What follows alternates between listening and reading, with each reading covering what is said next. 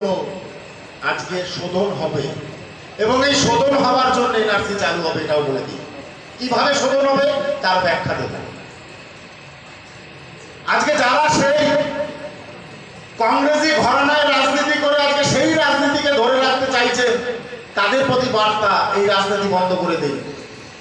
তা না হলে আজকে ঠাকুর বাড়ির মতো যারা এসে এই সভাকে আপনারা বানচাল করতে চাইছেন, আজকে সেই বহিরাগত মুসলিমদের ঠাকুর বাড়িতে ঢুকিয়ে আমার কিন্তু কোনো ভারতবর্ষের মুসলিমদের প্রতি আমার বিদ্বেষ নেই। তারা আমাদের ভ্রাতৃ সমতুল্য, তারা আমাদের মাতৃ সমতুল্য, তারা আমাদের পিতৃ সমতুল্য, কারণ তারা ভারতবর্ষের ভাগ চায়নি। কিন্তু ভাগ চেয়েছে তারা, ভারতকে যারা ভাগ করে আজকে পূর্ব পাকিস্তান পশ্চিম পাকিস্তান বানিয়েছে, এখন সেখানে অর্থনৈতিক অবস্থানে তারা লুজার হয়ে পরবর্তীতে ভারতবর্ষে ফিরে এসে বাস করতে চাইছে। ভারত সরকারের মূল বক্তব্য, তাদেরকে ভারতবর্ষে নাগরিকত্ব দেওয়া হবে না, তাদেরকে ভারতবর্ষে দিতে হবে। পরিষ্কার বার্তা গতকালকে আপনারা শুনেছেন আমাদের মাননীয় আজকে গৃহমন্ত্রী অমিত শাহজির কাছ থেকে।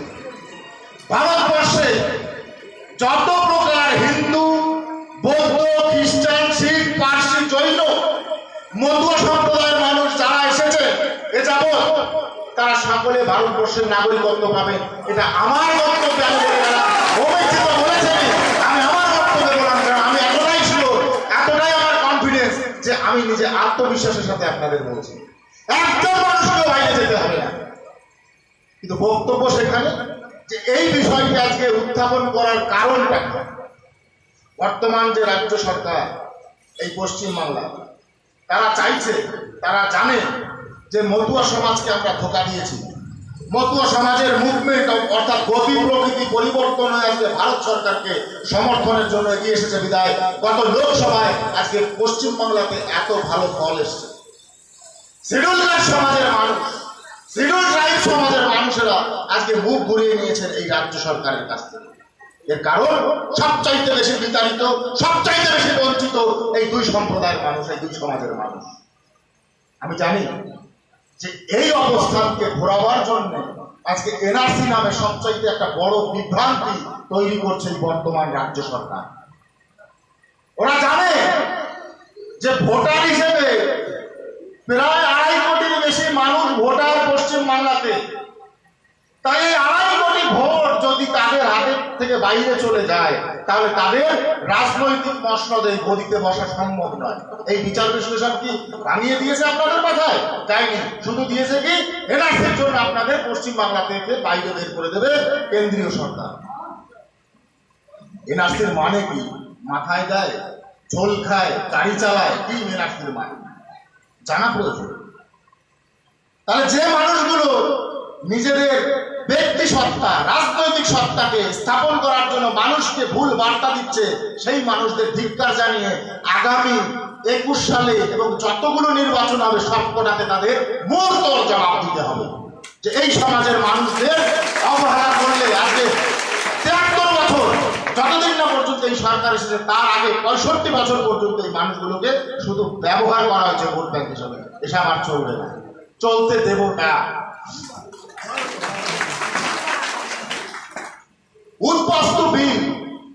উৎপাস্ত বিল এমন একটা সমস্যা, যে সমস্যা আজকে যারা এই সমস্যা তৈরি করেছিল, যারাই নিপীড়িত হয়ে হিন্দুরা এপার বাংলাতে এসেছে, কেন এসেছে? যে রাতারাতি ভোট ছাড়া একটা দেশ ভাগ হয়ে গেল, জাতি তত্ত্বের ভিত্তিতে রাষ্ট্রসংঘ তো কোনো কিছু বুঝলো না। যখন রাষ্ট্রসংঘের সংজ্ঞায় আসলো, যেভাবে মানুষকে বিতাড়িত করে দেওয়া কি সম্ভব? রাতারাতি একটা দেশে অন্য দেশে বানিয়ে দেওয়া সম্ভব? তখন কানে জল গেছে এই কংগ্রেস সরকারের, জল গেছে যে ওপার বাংলায় যে বাঙালি, হিন্দু, বৌদ্ধ, খ্রিস্টান যারা আছেন তারা এবার বাংলায় চলে আসতে পারেন, আপনাদের যখন মনে হবে তখন ভারতবর্ষে চলে আসবেন, আপনাদের পূর্ণ নাগরিকত্ব দেব। এটা ছিল 51 সালে যখন নতুন ভারতবর্ষের সংবিধান তৈরি হয়। তারপরে সেটেলমেন্ট 1955 সালে জওহরলাল নেহরু সেটেলমেন্টের জন্য একটা সংবিধান সংযুক্তি করেন, যে সংবিধানে বলেন ওপার বাংলার সমস্ত হিন্দু, বৌদ্ধ, খ্রিস্টানরা এবার বাংলাতে চলে আসতে পারেন, কারণ এরা সকলে ওপার বাংলায় জাতিতত্ত্বের ভিত্তিতে নিপীড়িত। তাই নিপীড়িত হচ্ছেন, সেই কারণে আপনারা চলে আসুন। কারণ এত বড় রায়ট বেঁধেছে, দাঙ্গা বেঁধেছে, এটার একটা ছোট কথা নয়, একটা সিলি যোগ নয়। এই কারণে ধর্মীয় কারণে আপনারা নিপীড়িত হবেন, এটা সংবিধানে লেখা আছে। সেই অবস্থানকে ধরে আজকে 68-69 সাল পর্যন্ত ওপার বাংলা থেকে মানুষ এসেছে। সেই অ্যামেন্ডমেন্ট, সেই সংযুক্তিকরণ, অর্থাৎ নতুন আইনের সংযুক্তিকরণ। কেন 71 সালের পরে যারা এসেছেন তারা ভারতবর্ষে থাকতে পারবেন না? সেটা কারা করলো, কেন করলো? যখন পূর্ব পাকিস্তান পশ্চিম পাকিস্তান একটা দেশ, দুটো খণ্ড নিয়ে, তখন সেই দেশের পাকিস্তানি সংবিধান আলাদা ছিল।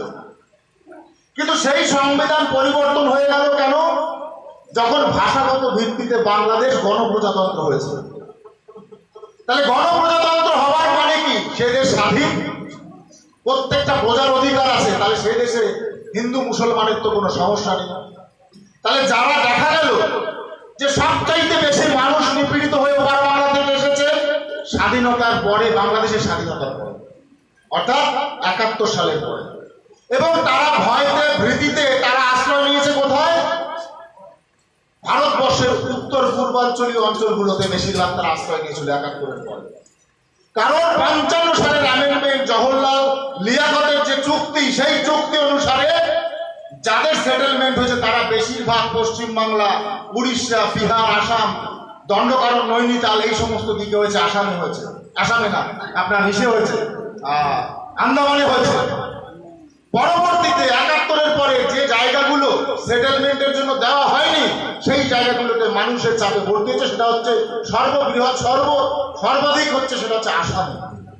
আসাম তখন কংগ্রেস সরকারের অধীনে এবং ভারতবর্ষ তখন কংগ্রেস সরকারের অধীনে। ওই কংগ্রেস সরকারের যৌথ সরকার, যেটা ছাত্র সংগঠন, আসো একটা সংস্থা, সেই সংস্থা সুপ্রিম কোর্টে কেস করে যে ওপার বাংলা থেকে যারা এসছে তারা ভারতবর্ষে অনধিকার প্রবেশ করছে। এই বলার কারণ তারা সংবিধানকে ফলো করেছে যে পূর্ব পাকিস্তান থেকে স্বাধীন বাংলা হয়েছে, স্বাধীন বাংলা সকলের থাকার জায়গা, তার সেখান থেকে মানুষ যখন এপার বাংলায় অবৈধভাবে আসছে তারা তো অবৈধ, সুপ্রিম কোর্ট সেটা গ্রান্ট করেছে। কিন্তু বিচারবোধ কোথাতে? বিচারবোধ হচ্ছে এইখানে যে 1955 সালের অ্যামেন্ডমেন্ট কিন্তু অ্যাবলিশ হয়ে যায়নি। 1950 সালের যে সেটেলমেন্ট প্রক্রিয়া ছিল, যে সংবিধান সংযুক্তিকরণ ছিল, সেখানে কিন্তু এটা অ্যাবলিশ করে দেওয়া হয়নি, অর্থাৎ ধ্বংস করে দেওয়া হয়নি। তাহলে সেখানে তো একটা বার লাগানো উচিত ছিল যে এই মানুষগুলো আর কেউ আসতে পারবে না। তাহলে এটা কোথাকার ইস্যু? এই ইস্যু শুধুমাত্র আসামের আসু যে ছাত্র পরিষদ, ছাত্র সংগঠন, তাদের মধ্য থেকে সুপ্রিম কোর্টে একটা কেস হয়। সেই সুপ্রিম কোর্টের ধারা অনুসারে এই ধারা আসামের জন্য প্রযোজ্য হয়েছিল, পশ্চিম বাংলার জন্য নয়।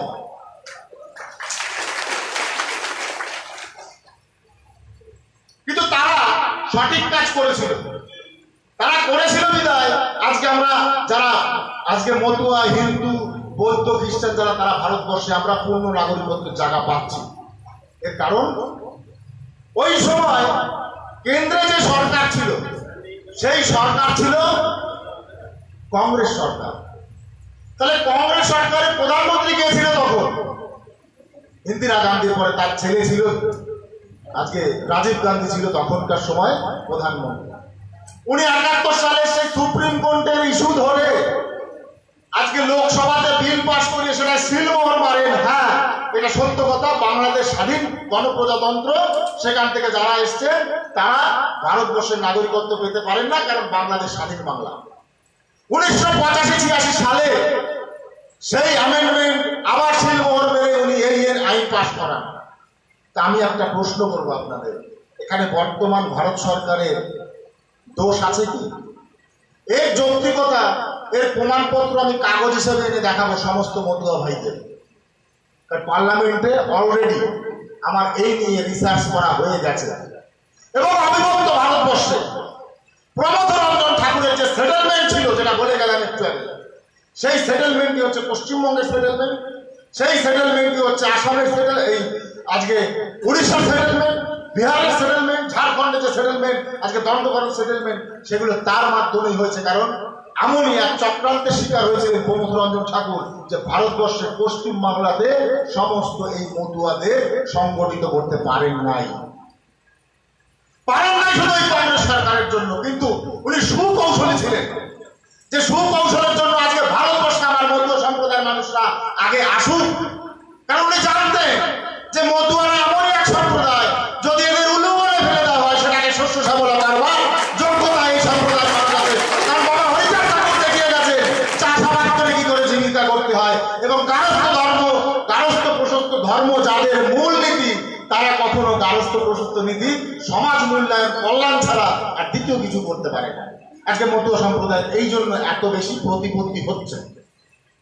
তো আমি যেটা বলতে চাইছি যে সেই সেটেলমেন্টকে ধরে যারা ভারতবর্ষকে এইভাবে ঠাকুর দাদা করলেন ভারতবর্ষ ভাব, এবং তার মেয়ে করলেন ইন্দিরা মুজিবর চুক্তি 71 সালের সেই সংযুক্তিকরণ পুনরায়, যে আপনার দেশে যে মুসলমানরা আছে তারা সিকিউর থাকবে অর্থাৎ ভারতবর্ষে, এবং আপনার দেশে যে হিন্দুরা থাকবে তারা সিকিউর থাকবে।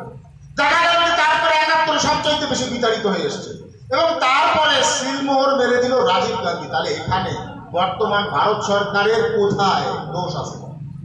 আমি মনে করি যে পদক্ষেপ ভারত সরকার বর্তমানে নিয়েছে সেটা একটা ঐতিহাসিক পদক্ষেপ, এবং ভারতবর্ষকে বিশ্বের মান দরবারে নিয়ে যাবার জন্য এই পদক্ষেপ, যাতে ভারতবর্ষের প্রকৃত ফাউন্ডেশন শক্তিশালী হয়। যে কটা সরকার এর আগে ইতিমধ্যে ছিল, কোন সরকারই তো ছিল না, একমাত্র কংগ্রেসে ছিল। এই 65 বছর ধরে সমস্ত ভারতবর্ষের মেরুদণ্ড, অর্থাৎ ভারতবর্ষের যারা নাগরিক তাদের মেরুদণ্ড ভেঙে রেখেছে। এত বড় বৃহত্তর সমাজ যদি সমাধান না হয়, তাহলে কারা বৈধ তার বিচার হবে কি করে? এভাবে ভারতবর্ষ একটা প্রগতিশীল দেশ কখনো চলতে পারে না। একটা প্রগতিশীল দেশ চলতে গেলে সেই দেশের প্রত্যেকটা মানুষের মাথা পিছু গণনা থাকতে হবে, অর্থাৎ সংবিধানে সেই মানুষগুলোর প্রত্যেক 10 বছর অন্তর অন্তর তার একটা সমীক্ষা থাকতে হবে, যাকে সেন্সাস রিপোর্ট বলে। আদর্শবাদী গণমান, যে এই অঞ্চলে এতগুলো মানুষ আছে, যারা যারা সরকার গঠন করেছে পশ্চিম বাংলাতে, তারাই উপর বাংলা থেকে মানুষ এসে তাদেরকে ভোটার কার্ড, রেশন কার্ড, অন্যান্য যে কোনো কার্ড দিয়ে তাদেরকে ভোটার ব্যাংক বাড়াবার জন্য ব্যবহার করতেছে। কিন্তু কখনো ভাবেনি যে এই মানুষগুলোর প্রকৃত সেটেলমেন্ট দরকার, তা না হলে ভারত সরকার সঠিকভাবে চলছে না।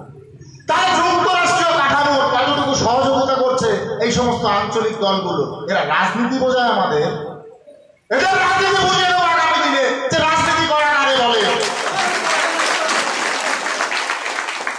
ভারত সরকার যে পদক্ষেপ নিয়েছে সেটাই হচ্ছে সঠিক গণতন্ত্রের বিচার হবে, সঠিক গণতন্ত্রের সেটেলমেন্ট হবে, সঠিক গণতন্ত্রের প্রতিষ্ঠা হবে। এরা গণতন্ত্র করে নাই, এরা এতদিন করেছে ব্যক্তিতন্ত্র, রাজতন্ত্র, নিজের পারিবারিক তন্ত্র করে এসেছে। এরা প্রকৃত গণতন্ত্রের বিচার বিশ্লেষণ মানুষের থেকে মুছে দিয়েছে। এই জন্য ভারতবর্ষের ফাউন্ডেশন তৈরি হয়নি, মূল ভিত্তি তৈরি হয়নি। ভারতবর্ষের এক শ্রেণীর মানুষ সর্বাধিক ধনী, এক শ্রেণীর মানুষ সর্বাধিক গরিব হয়ে রয়েছে। হয়েছে কিনা? এই একটাই কারণে, যে এর মূল ভিত্তি প্রস্তরকে শক্তিশালী করে গড়ে তোলা হয়নি। আমি মনে করি এত বড় এক ইতিহাস, এই ইতিহাসকে সত্যি চর্চা করা সাধারণ মানুষের পক্ষে সম্ভব নয় যদি কিনা কো রিলেশন না থাকে। আজকে আমি জানতে পেরেছি এই কারণে, স্বর্গীয় শ্রদ্ধেয় প্রমথ রঞ্জন ঠাকুর, আমার ঠাকুর দাদা, এই সমাজের মানুষের জন্য এই শ্রীধাম করেছিলেন, এবং যে শ্রীধাম ভারতবর্ষের মধ্যে প্রথম উদ্বাস্তু colony Thakur land and industries private limited হিসেবে ওনার নামে, ওনার রেজিস্ট্রেশন হিসেবে এটা গঠন হয়েছিল। আপনারা কিন্তু জানেন 1948 সালের 3রা এপ্রিল এই ভারতবর্ষের প্রথম উদ্বাস্তু কলোনি গঠন হয় শ্রীরাম ঠাকুরনগর ঠাকুর বাড়ি। আজকে ঠাকুর বাড়ির চারপাশে যা দেখছেন সব সেটেলমেন্ট করা 48 সালে। এই প্রত্যেকটা মানুষ আজকে তখন নোয়াখালী ডিস্ট্রিক্ট থেকে এসেছিল, তখন পটুয়াখালী ডিস্ট্রিক্ট থেকে এসেছিল, তখন ফরিদপুর জেলা থেকে এসেছিল, খুলনা থেকে এসেছিল, মানুষ এসে এই এলাকায় কম বেশি ঘুরেছে, যশোর জেলা থেকে এসেছিল। এই ইতিহাস মুছে যায়নি। হঠাৎ বুমেরাং হয়ে ফিরে আসা রাজনীতিবিদরা ঠাকুর বাড়িকে দখল নেবে, ঠাকুর বাড়ির ইতিহাসকে মুছে দেবে, সেটা দখল করে বানায়। এই ইতিহাস ওরা জানে না, এই ইতিহাস ওরা মুছে দিতে চাইছে, মতো অস্তিত্ব মুছে দিতে চাইছে, শিডিউলকার সমাজের অস্তিত্ব মুছে দিতে চাইছে। ওদেরকে এটা হতে দেব না। ওরা যত সন্ত্রাস চালাবে, তত প্রতিরোধ গঠন করবো, তত ওদের বিরুদ্ধে যাবে সাধারণ মানুষ। এটাই হচ্ছে সর্ববৃহৎ কথা। আমি চেঁচিয়ে কথা বলার মানে এই নয় যে আমি আক্রমণে আগাচ্ছি। আমি সুসংগঠিত হয়ে সুকৌশলে সাম দিচ্ছি, তোদের এই অপকৌশলের জবাব দেবই। সেটা দেবের মতো সম্প্রদায়, টোটাল শিডিউলকার সমাজ, টোটাল তপশিলি সমাজ, আজকে সমস্ত উপজাতি, জাতি উপজাতি সমাজের মানুষ অনেক দেখেছি, আমরা সহ্য করেছি।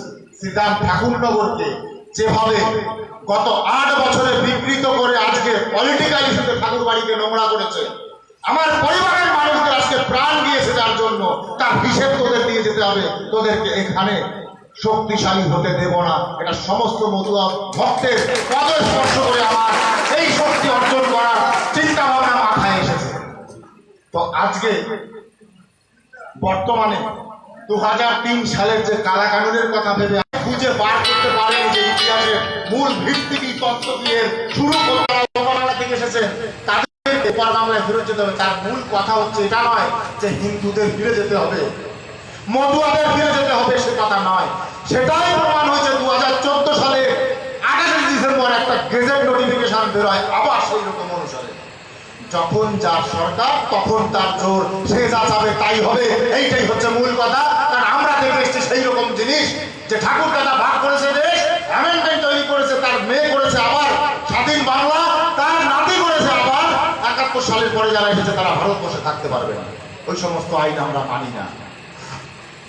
আমরা যারা মতুয়া সম্প্রদায়, যারা শিডিউল কাস্ট মানুষ, তপশিলি জাতি উপজাতি যারা আছে, আমরা মানি না ওটা।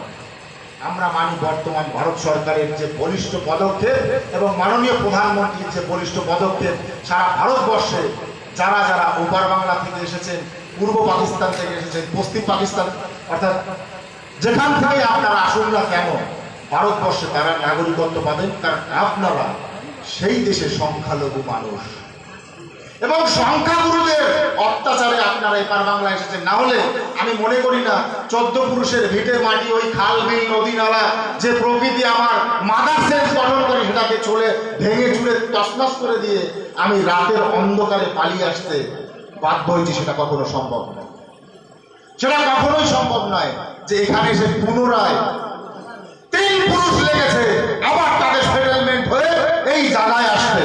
আর সেটা আমরা ভালো করে জানি, কারণ আমার ঠাকুর দাদা, তার ঠাকুর দাদার কর্মকাণ্ডের সাথে জড়িত এই সমাজের মানুষের সেবা করা। তো সেই সেবা থেকে আমি নিজেকে বঞ্চিত করব না রাগ হয়ে, বা বিপদের ভয়তে দূরে সরে গিয়ে আমি সেখান থেকে নিজেকে বঞ্চিত করতে চাই না। আমি মনে করি সেটা আমার পরম কর্তব্য, এই সমাজের মানুষকে সেবা করা আমার দায়িত্ব। আমি বলবো 2014 সালের 28 ডিসেম্বর পর্যন্ত যে নোটিফিকেশনটা বেরিয়েছে তাতে বলা আছে 2014 সালের 31শে ডিসেম্বর পর্যন্ত এ যাবৎ পূর্ব বাংলা, পাকিস্তান, আফগানিস্তান, নেপাল, ভুটান থেকে যারাই এসেছেন, যারা ওই দেশে সংখ্যালঘু মানুষ, তার মধ্যে সর্বাধিক হচ্ছে এই মতুয়া সম্প্রদায়ের মানুষ। যারা এপার বাংলায় এসেছেন তারা এই ভারতবর্ষে পূর্ণ নাগরিকত্ব পাবেন। এটাই হচ্ছে ভারতবর্ষের সংবিধানের সিলমোহর। সেই সিলমোহর অনুসারে 2019 সালে আমাদের এই পার্লামেন্টারি আবার গঠন হওয়ার আগে যে শীতকালীন অধিবেশন চলে গেল, 19 সালের লাস্ট যে অধিবেশন, সেই অধিবেশনে শীতকালীন যে অধিবেশন, সেখানে আজকে লোকসভাতে এই বিল বর্তমানে কেন্দ্রীয় সরকার পাশ করিয়েছে। এটা বোধহয় আপনাদের স্মৃতিতে অনেকেরই নেই, আবার থাকতেও পারে। কিন্তু রাজ্যসভায় বিরোধিতা করলো কারা? রাজ্যসভাতে বিরোধিতা করলো কারা? যারা সেই কংগ্রেসি ঘরানার রাজনীতিকে ফলো করে আসছে, তাদের নেতারা, তাদের যে এমপিরা রাজ্যসভার এবং লোকসভার, তারা লোকসভায় বিরোধিতা করেছে, তারা রাজ্যসভায় বিরোধিতা করেছে, এবং তাদেরকে ফলো করছে যারা আরো বিরোধী দল, কংগ্রেস, সিপিএম, তারাও। কারণ তাদের তো হাতের রশি ছুটে যাচ্ছে। বর্তমানে ভারত সরকার যে পদক্ষেপ নিয়েছে এই মানুষগুলোকে পূর্ণ নাগরিকত্ব দেওয়ার জন্য, তা সেখানে তো তাদের হাতের রশি ছুটে যাচ্ছে, তাদের হাতে তো লাগাম থাকছে না, তারা তো বিরোধিতা করবে। তাই কেন বিরোধিতা হলো তার জবাব দিতে হবে বর্তমান পশ্চিমবঙ্গের মুখ্যমন্ত্রীকে। আপনি এত বড় বড় কথা বলেন, এখানে আজকে ওপার বাংলা থেকে আজকে যারা আগত মুসলিম তাদেরকে পাঠিয়ে দিয়েছেন সন্ত্রাস করতে, এর জবাব দেবেন কেন ঠাকুর বাড়িতে তাদের পাঠিয়ে সন্ত্রাস করতে আসলেন? এত বড় একটা সভাকে আপনি বানচাল করতে চাইলেন। আমার বিদ্বেষ কিন্তু এপারের কোনো মুসলমানের প্রতি নেই, আমি আবারও বলি, কিন্তু বিদ্বেষ সেখানে যারা আমাদের ভবিষ্যৎ প্রজন্মকে যারা ধ্বংস করছে, যারা ভারতবর্ষের নাগরিকত্ব তো দূরের কথা, ভারতবর্ষের ভোটা তাদের পালন করে দেওয়া উচিত, সেই সমস্ত মানুষেরা ভারতবর্ষের নাগরিকত্ব পায় কি করে? এ তো বাংলাদেশ সরকারও মানবে না, বর্তমান বাংলাদেশ সরকার, কারণ তার দেশ ফাঁকা হয়ে যাচ্ছে, তার দেশ তো ফাঁকা হয়ে যাচ্ছে। এটা বাংলাদেশের সরকারও মানবে না প্রকৃত যদি তারা গণপ্রজাতন্ত্রের আধারে যদি তারা দেখে, আর যদি ধর্মীয় আধারে দেখে, তার বক্তব্য আমার কাছে নেই, তার বক্তব্যের জবাব বর্তমান ভারত সরকারও দিচ্ছে। আমি সম্পূর্ণ দায়িত্ব নিয়ে বলছি, যে মানুষেরা আজকে নির্যাতিত, সেই মানুষেরা এপার বাংলাতে থাকবেন। আজকে যে মানুষেরা ওপার বাংলা থেকে নির্যাতিত, তারা এপার বাংলায় থাকতে পারবে। ভারতবর্ষ সরকারের মূল সিদ্ধান্ত হচ্ছে এটা। আর আমি মনে করব ভারত সরকার একটা ঐতিহাসিক পদক্ষেপ নিয়েছে সিটিজেনশিপ বিল অ্যামেন্ডমেন্টের পাশাপাশি এনআরসি হওয়ার দরকার কেন এবার আমি বলি। ন্যাশনাল রেজিস্টার অফ সিটিজেন, জাতীয় নাগরিক পঞ্জিতে নাম নথিভুক্তকরণ, অর্থাৎ আপনি যে জাতীয় স্বীকৃত প্রাপ্ত নাগরিক সেটার প্রমাণপত্র কোথায়? অনেক বেনজল ভারতবর্ষে ঢুকে এসেছে, সেই বেনজলকে ভাগ করবে কি করে? বেনজল কারা? যারা অর্থ লোভে অবৈধভাবে অনুপ্রবেশ করেছে, তারা ধর্মীয় কারণে নিপীড়িত হয়ে আসেনি, তারা হচ্ছে এবার বাংলায় বেনজল। আর টাইমে যদি রাজনৈতিক মহলে সমুদ্রের মতো ঢেউ ওঠে, ও ঢেউতে আমার গলাও ভেসে না, মাথা তো দূরের কথা। ও সমস্ত ঢেউ আমাদের মতুয়া সমাজের মানুষেরা পারে না। মতুয়া সমাজ ফলো করে এসেছে সত্য প্রেম পবিত্রতাকে, এবং কি করে রাষ্ট্র গঠন করতে হয় অবিভক্ত ভারতবর্ষে গুরুচাঁদ ঠাকুর দেখিয়ে গেছেন। কি করে রাষ্ট্রের মূল নীতি গঠন করতে হয়, রাষ্ট্রকে কিভাবে সাজিয়ে তৈরি করতে হয়, ওই 5টা জেলা নিয়ে গুরুচাঁদ ঠাকুর দেখিয়েছিলেন। যে কারণে একটা অপদার্থ ওই 5টা জেলাকে নিয়ে স্বপ্ন দেখেছিলেন যে একটা দেশ গঠন করবে, আর সেই দেশের রাজা হবে, ও না আমারে বলবো না, সে আমার সমাজেরই মানুষ। আর তারই বপন করা কিছু বীজ, যে বীজগুলো সম্পূর্ণ আজকে হিন্দু বিদ্বেষী হয়ে এবার বাংলায় কাজ করছে, কারণ সেটা ওই দেশে মুসলিম লীগের সাথে যোগ দিয়েছিল। মুসলিম লীগের সাথে যোগ দিয়ে আজকে হিন্দুদের ওপার বাংলা থেকে বিতাড়িত করতে বাধ্য করেছে। রাতের আধারে ওইটা নিজে রাতারাতি কার কাটা পার করে আবার এসেছে, তারই আজকে চল এখানে এসে সেই মূল্যায়ন করতে চাইছে আবার পুনরায়, কিন্তু মতুয়া ভক্তরা সেটা করতে দেবে না, এটা বানচাল করতে দেবে না। সিটিজেনশিপ বিল অ্যামেন্ডমেন্টের পাশাপাশি NRC, national register of citizen, আপনাকে জাতীয় নাগরিক করে গড়ে তোলার দায়িত্ব ভারতবর্ষের সরকারের। এবং আমি যখন গণনা করব, অর্থাৎ ভারতবর্ষের আপনি সরকার যখন গণনা করবেন আদমশুমারি হিসাবে, তখন সমীক্ষায় উঠে আসবে এত সংখ্যক হিন্দু মতুয়ারা অমুক অমুক সালে ভারতবর্ষে প্রবেশ করেছে, এবং তাদের পাশাপাশি রাতারাতি অমুক অমুক সালে এই অনুপ্রবেশকারীরা, অর্থাৎ ওপার বাংলা থেকে যারা আর্থিক লোভে মুসলমানরা যারা এপার বাংলায় ঢুকেছে, তারা কখন কখন ঢুকেছে সেটাকে কি করে বিভক্ত করব, জানবো কি করে?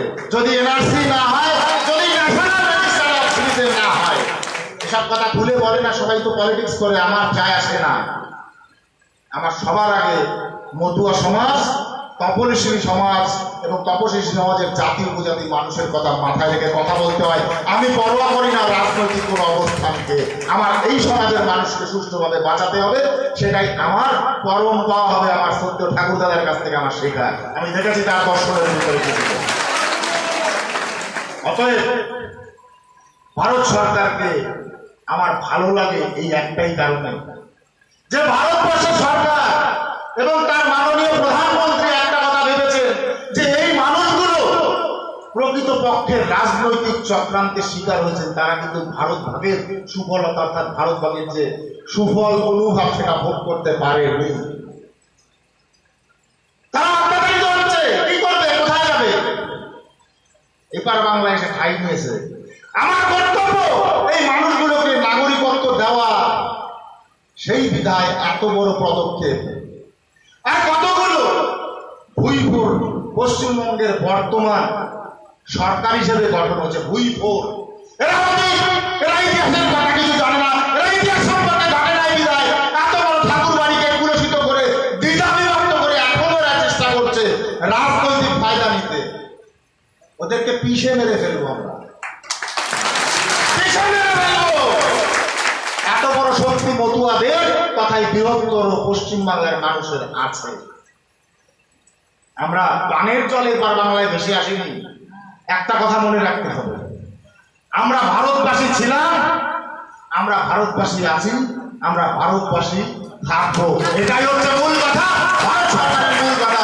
ভারত সরকার তার জন্য এনআরসি করে যারা ওই দেশে অপদস্থ, ওই দেশে যারা নিপীড়িত, তাদেরকে ধর্মীয় আধার, তাদের সামাজিক আধার, তাদের অর্থনৈতিক আধার, তাদের ফিউচার, তাদের সমস্ত কিছু গড়ে দিয়ে ভারতবর্ষে পূর্ণ নাগরিকত্ব দেবে এবং বেরোজগারগুলোকে পার করে দেবে ভারতবর্ষ থেকে, যাতে ভারতবর্ষের আগামী দিনের অর্থনীতির উন্নতি হয়। এই নাট মন্দিরে 2000 লোক বা 1000 লোকের ক্যাপাসিটি আছে। আজকে যদি 1000 লোকের জায়গায় যদি 5000 লোক এসে নাট মন্দিরে ভর্তি হয়, তাহলে নাট মন্দিরে কি জায়গা দেওয়া যাবে? যে জলের ব্যবস্থা আমি আপনাদের জন্য করে রেখেছি, যে খাবারের ব্যবস্থা আমি করে রেখেছি, যে আমি 2000 মানুষের ভরণ পোষণ দিতে পারবো, আমাকে 5000 মানুষের ভরণ পোষণ দিতে হচ্ছে। এর কারণ যে অবৈধ মানুষরা ঢুকে এপার বাংলাতে রয়েছে, তাদেরও ভরণ পোষণ দিতে হচ্ছে। অর্থাৎ আপনার ভবিষ্যতের সন্তানদের অর্থনৈতিক ক্ষতি হচ্ছে। এটা সবার আগে আর্থিক দিক দিয়ে ইকোনমিক্যালি আপনারা ভাবেন, কেন সহযোগিতা করবো না? ওপার বাংলায় আমার অর্থনৈতিকও দেয় নাই, ওপার বাংলায় আমার সামাজিক মর্যাদাও দেয় নাই, ধর্মীয় মর্যাদাও দেয় নাই। যে সংবিধান ভারতবর্ষে তৈরি হয়েছে আমার ওপার বাংলার মানুষের জন্য, সেই সংবিধান কোন কাজে লেগেছে? তারা তো ভারত থেকে আলাদাই হয়ে গেছে। যাতে সেই সংবিধানে নতুন করে সংযুক্তি করা যায়, তার জন্যই প্রয়াস চালিয়েছেন বর্তমান মানব দরদী মহান ব্যক্তি মাননীয় প্রধানমন্ত্রী নরেন্দ্র দামোদর মোদী, যার নিজের ঐকান্তিক প্রচেষ্টায় ছুটে এসেছেন শ্রীধাম ঠাকুরনগরে। ভাবতে পারেন যে শ্রীধাম ঠাকুরনগরে ছুটে এসেছেন ভারতবর্ষের প্রধানমন্ত্রী। শুধু রাজনৈতিক অস্তিত্বের জন্য কি আসে? তাই আসুক না, এসেছিল বিগত 65 বছরে কোন প্রধানমন্ত্রী শ্রীধামে এসছেন তার জবাব দেবে বর্তমান সেই দলগুলো, যে মতুয়া সম্পর্কে দুটো ভালো কথা বলে গেছেন বা মতুয়া সম্পর্কে চিন্তা করে তাদের কাছে ছুটে এসেছেন। একটাও নাই, খুঁজে পাওয়া যায় না তাকে। বিষয় এইখানে যে অবস্থা বুঝে ব্যবস্থা। আপনাদের বলবো, কেন ভারত সরকারকে সমর্থন করবেন? কেন করবেন? সিটিজেনশিপ বিলে আমাদের পূর্ণ নাগরিকত্ব পাচ্ছি আমরা, তাই। এবং যারা আমাদের অত্যাচার করেছে ওপাশে, তাদেরকে যাতে ওপাশে পাঠানো যায়, তার জন্য সিটিজেনশিপ বিল অ্যামেন্ডমেন্টের পাশাপাশি এনআরসি বিল পাস করা হচ্ছে সবচাইতে বেশি জরুরি। কিন্তু আমি এটা বলে যাব যে প্রথমে সিএবি বিল অর্থাৎ সিটিজেনশিপ বিল পাস হবে, তারপরে গিয়ে এনআরসি চালু হবে। এরা কত বড় বোকা, মানুষকে বোকা বানাচ্ছে। যে ন্যাশনাল রেজিস্টার অফ সিটিজেন তাই যদি না তৈরি হয়, তাহলে এনআরসি ন্যাশনাল রেজিস্টার সিটিজেন কি করে ভাগ করে আলাদা করে যে সিটিজেন সিটিজেন না। বোঝাতে পারলাম? প্রথমে যদি নাগরিকত্বের বিল না পাস হয়, গড়ে পন্থায় সবাইকে নাগরিক দিলাম, তারপরে এনআরসি করে খুঁজে বার করবো যে এইটা নাগরিক হওয়ার যোগ্য কি এটা নাগরিক হওয়ার যোগ্য না। আর তার ব্যাখ্যা বারবার দেওয়ার দরকার নেই, আমি বলে যাচ্ছি। তো আগে তো নাগরিকত্ব দেবে, তারপরে তো সিটিজেনশিপ বিল পাস না হলে তারপরে কি করে এনআরসি হয়? ন্যাশনাল রেজিস্টার অফ সিটিজেন, জাতীয় নাগরিক পঞ্জিতে নাম তোলার মানেটা কি? তোলার মানেটা কি? যদি তারা নাগরিকই না বানায় তাহলে তারা তুলবো কি করে জাতীয়? সে বৈধ অবৈধ কি করে হবে? তার পেপারস পত্র কি করে চেক করে দেখবো? এই বিষয়গুলো একটু বোঝাবেন আপনাদের কাছে গেলে, যে সিটিজেনশিপ বিল অ্যামেন্ডমেন্ট বিল না হলে কি করে এনআরসি করা যায় সেই বিষয়টা একটু বলবেন। তারা আমাকে কানে, আমি একটু শুনতে চাই।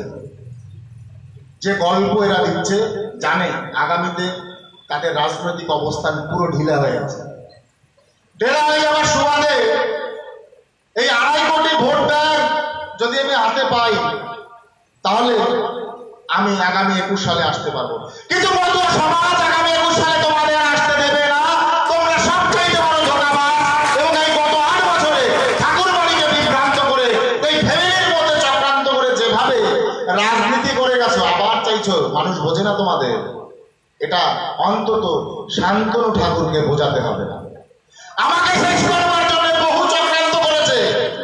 আমার বাড়িতে বোমাবাজি হচ্ছে, আমার বাড়ির পাশে মার্ডার করে ফেলে দেওয়া হচ্ছে, আমাকে গাড়ি দিয়ে অ্যাক্সিডেন্ট করবার চেষ্টা চলছে, ভোট প্রচারের সময় আমার বাড়িতে বোম রাখা হয়েছে। আজকে ওপার বাংলা থেকে অবৈধ যারা, তাদেরকে সেই মৌলবাদীদের এনে আজকে ঠাকুর বাড়িতে সবাকে বানচাল করতে চাইছে।